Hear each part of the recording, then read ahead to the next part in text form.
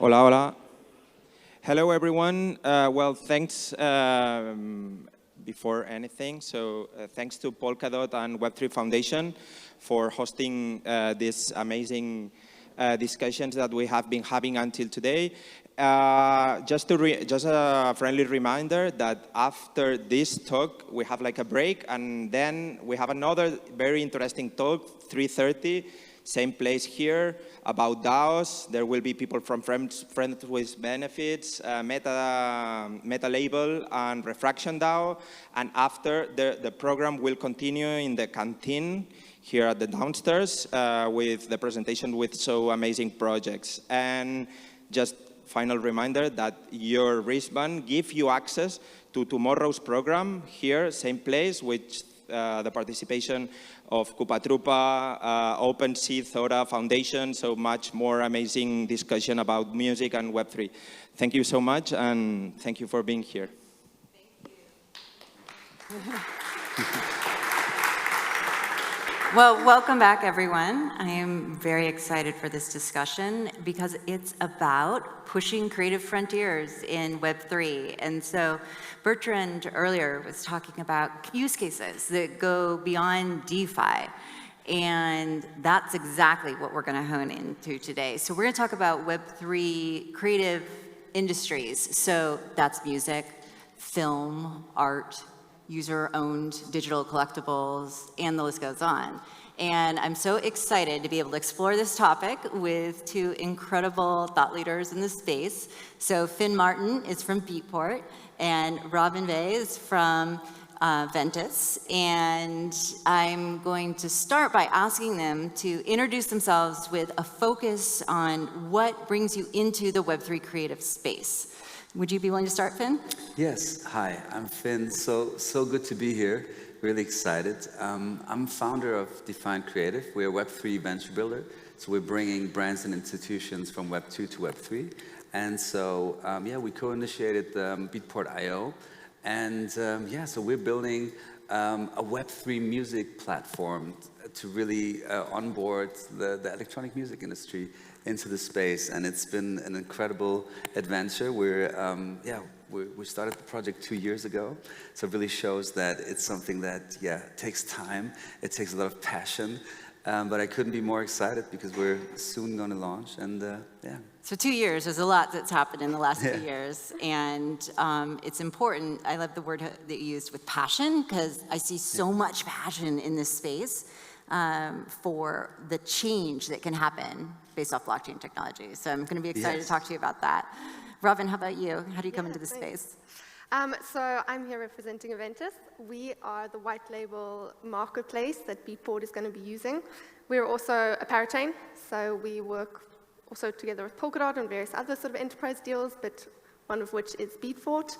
Aventus, we onboard enterprises to Web3. That's our main focus. So we don't only have the NFT white label marketplace, we also have kind of our block space layer underneath and then our enterprise tooling on top.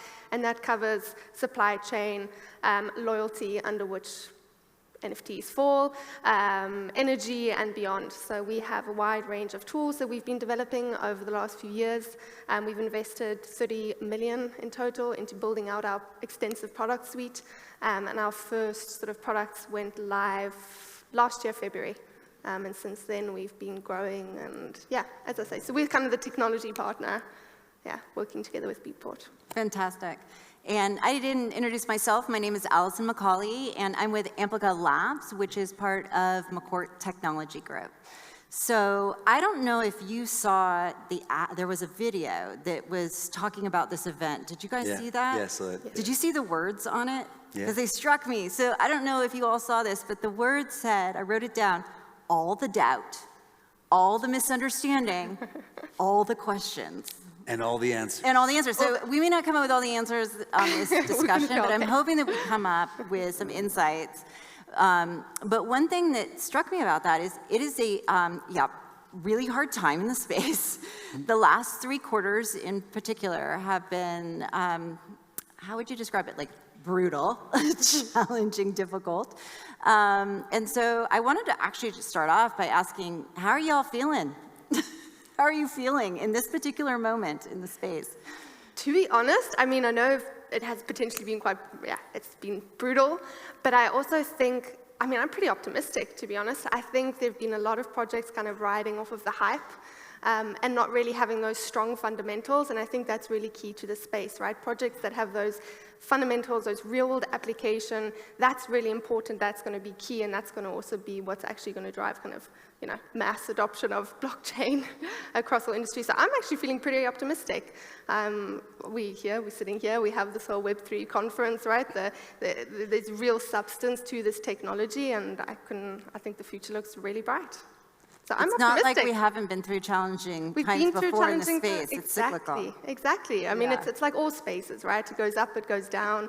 It was the same with, the internet, the .com bust, back in the day. But yeah, no, I think the future looks, and I was just listening to the previous talk and how they were saying, in the future we're not even going to realize that we're using blockchain.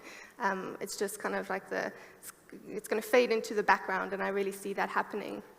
More and more, so I'm optimistic. And in the music space, you can talk about the music. I would even go one Tell step us. further. I think I'm really excited, and to be honest, I know, of course, it's challenging times, but I think it's actually it's really good in the long term, right? Because it kind of, I think it's good that this kind of gold rush that was in the space. Also attracted a lot of people who entered the space for the wrong reasons, right? And so when we started working on the Beatport.io project, it was like, bull market, everything was kind of like, the prices were going crazy. And we made a deliberate decision to say like, hey, we wait out, we want to really bring in, build a structure, build a foundation that's super strong. And it's not about, a quick money grab, it's really about building value for the community and servicing the electronic music community in our case, right? So I actually think it's good because we're in a time now where the technology is so strong and the tools are getting better, and it's really it's about building something with substance. So it's an interesting pattern to these. So I think that it does feel like the Web 2 cycles, but more frequent cycles. Many of them. And I also think it's interesting that while we've had these moments where we're bringing a lot of people into the space that are excited about some of the sexy, interesting, and yes, money-making things, and every cycle, it's a downturn, many leave, but the real building that takes place is continuing to grow and evolve over time.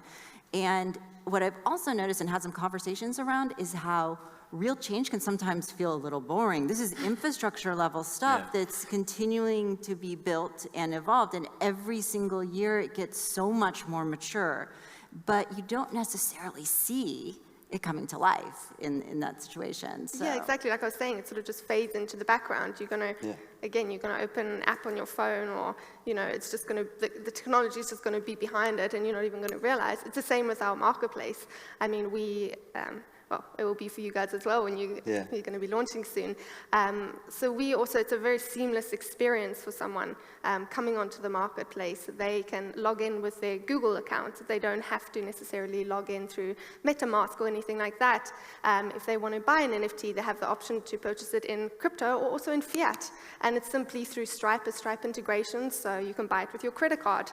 Then we also have a wallet, so your NFT will be stored in a wallet on the actual marketplace. So you don't have to go and set up a wallet. It's not a separate sort of place where your NFT is stored. So that sort of user experience is really important, I think, as well. And that's key. Yeah, that was one of the reasons why, for us with Beatport.io, we really wanted to, tap into exactly that kind of seamless experience. Because if I could, just by a show of hands, just want to see, who of you guys is in the music industry? Can you just raise a hand, please?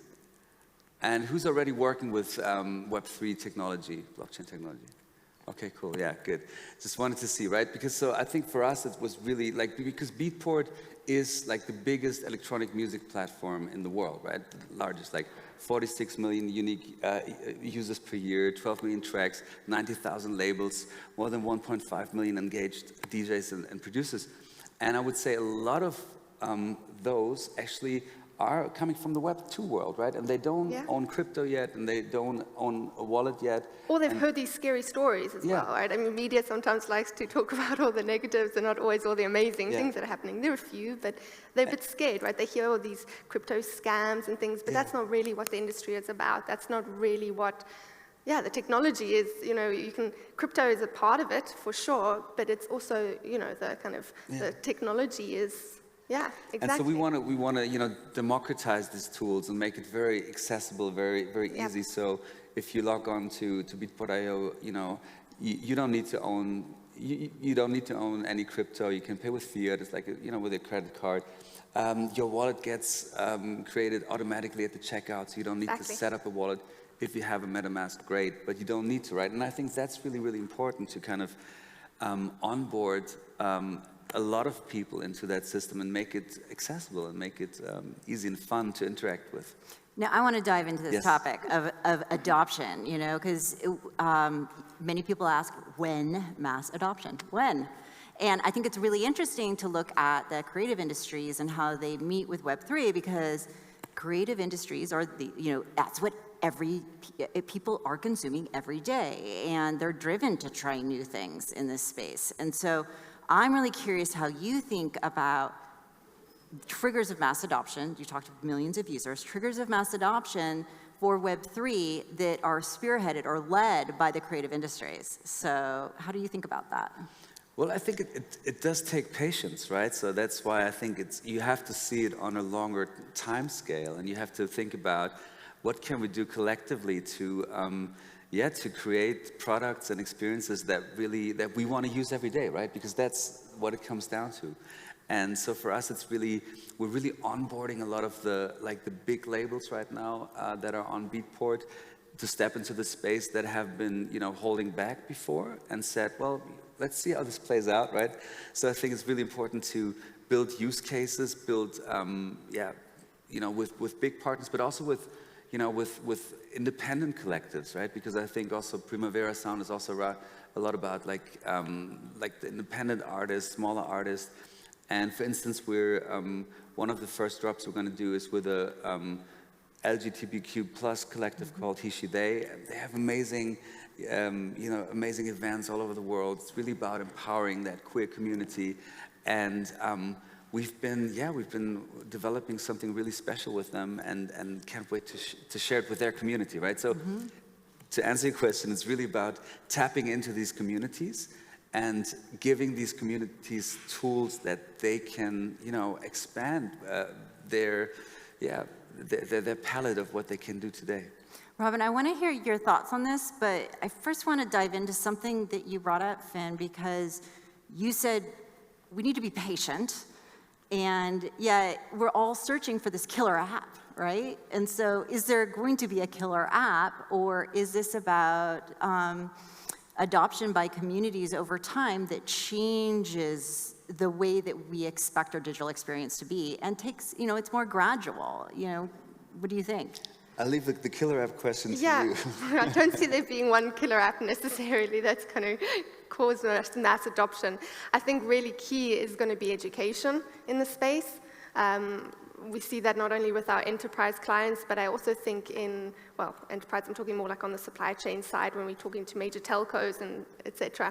But I also think in like the music space and also in the film space, because we work with, actually we recently announced that we're working with the Wolf of Wall Street. The IP rights holders approached us wanting to celebrate the 10-year anniversary, which is this December, can you believe it? And they have loads of, I think it's hundreds of hours of footage that never made it into the film. Bloopers, scenes that no one's ever seen, and more.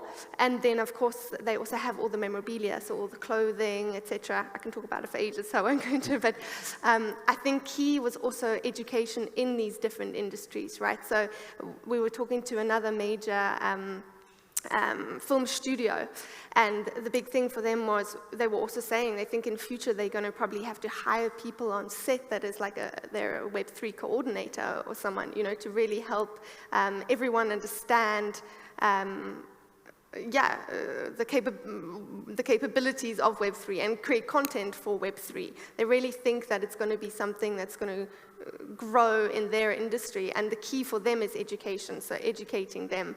And I think, again, like educating maybe the music labels, educating the artists, maybe they don't realize that they can be releasing tracks and, from the royalty point of view, they get all the profits, they take back ownership. I think that's really important, but they maybe don't realize that they could do that through NFTs. Same for fans. They don't maybe realize that it's an opportunity for them to like what Snoop Dogg did where, you could maybe own a little bit of a track. They don't know that that's possible and that could be the future. So education is key for me in mass adoption. I don't think it's going to be one app. But I think what you also were talking about communities, I think that is also so interesting, the topic of building communities in the spaces and how we can really, And co-creation, right? Because I think the other, Exactly. ownership obviously is one of the big, core values of Web3, but the other one is co-creation. And for us, it's really important to say that, Beatport.io is, we see this as a testing ground to build this together with the labels, with the artists, with the creators. Exactly. And it's important to say that we don't have the answers. We have the questions. We want to answer them together, right? And I think that's and the community helps lead the it. community. Or the fans, The fans can also then tell the artists what they want to see next. Same for Wolf of Wall Street project that we're doing. So it's also going to be community driven. They're going to tell us sort of what they want next, which I think is really exciting for you guys as well. What do they want to see from the artists? Do they want to have a live stream? Do they want to maybe, be rewarded because they went to the concert and afterwards they get an NFT? Do they, there's so many different things. So that you can, I'd love to dive into this a little bit more and could you both bring to life a little bit more about what it is, how the experience of consuming do you think change once we get to more maturity around these? So you mentioned a few different examples, but what is it like? Will I, when I'm consuming music, how will that change between now and say, 3 to 5 years from now? What will be like? Exactly how it's going to change. I think the metaverse is going to maybe be a bigger part of things. We're going to have metaverse viewing parties. That element is going to come in more and more, I think. I don't think it's going to completely change the way in which we consume music, because music, I don't know, music's been around, maybe there's going to be like AI-generated music, that kind of, that could change a little bit more. AI artists, we'll see them sort of appearing. But I do think music in itself, maybe you can talk more about music in itself, but to me. And I'm curious too about the intersection between, how does the intersection between physical and digital consumption change, or does it, or what does it look like? So I think one really important aspect of collectibles, NFTs, are obviously the unlockable part, right? So it's like, what can the fans unlock, right? And that can be digital experiences, that can be in real life experiences. So for us at Beatport.io, it's really important to always have these collective moments where you come together, right? Because I think at the end of the day, get even goosebumps thinking about it, because there's no other thing that, like coming together in a club or at a festival and experiencing music together.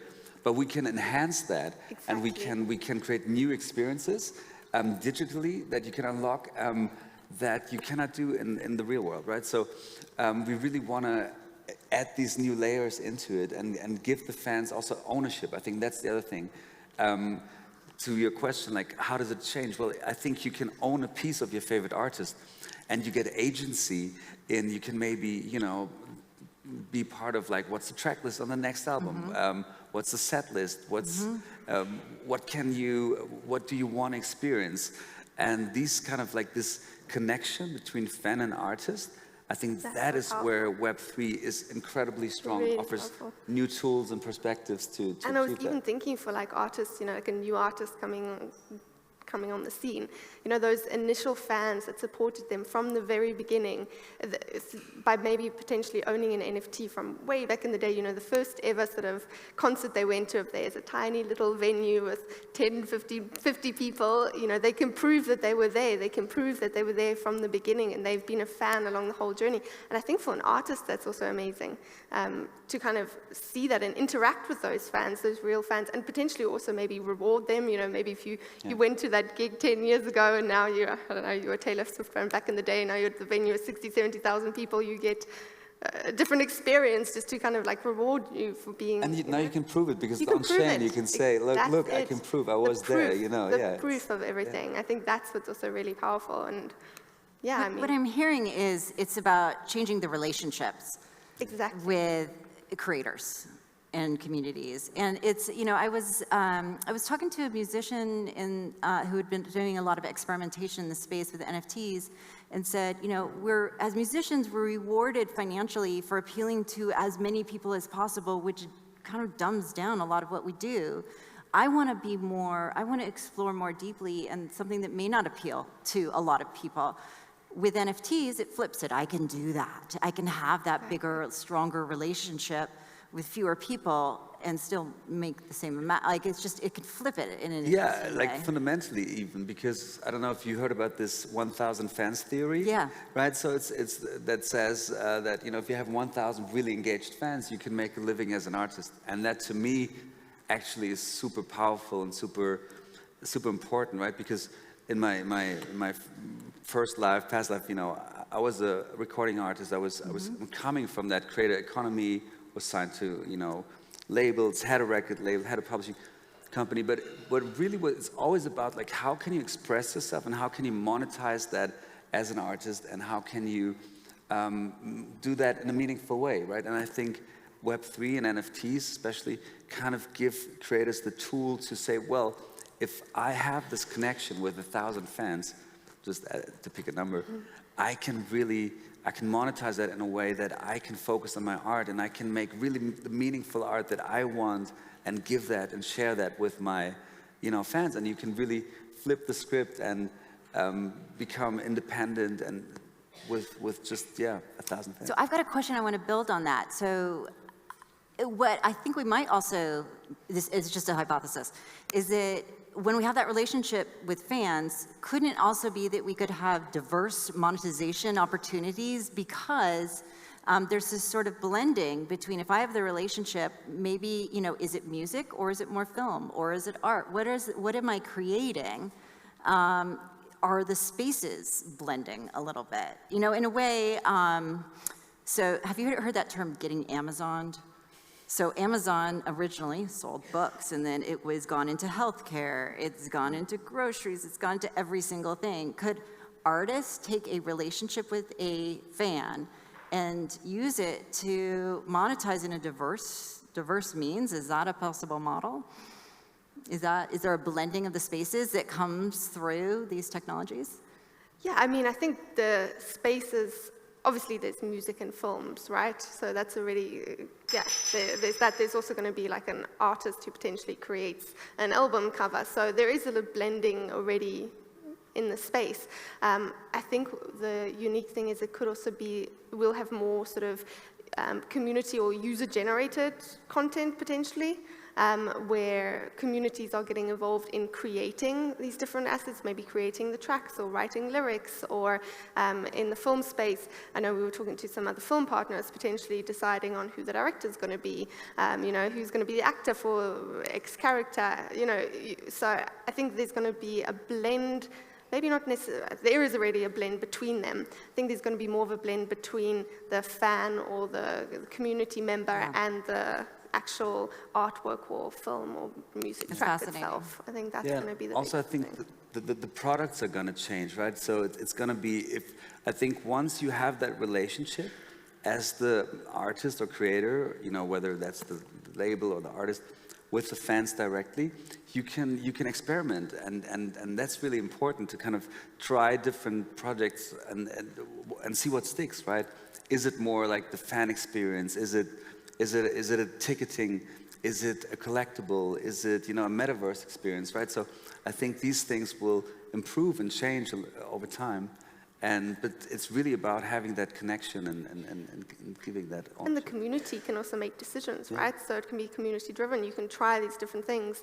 For Wolf of Wall Street, for example, we're going to also let the community decide on what they want to see next.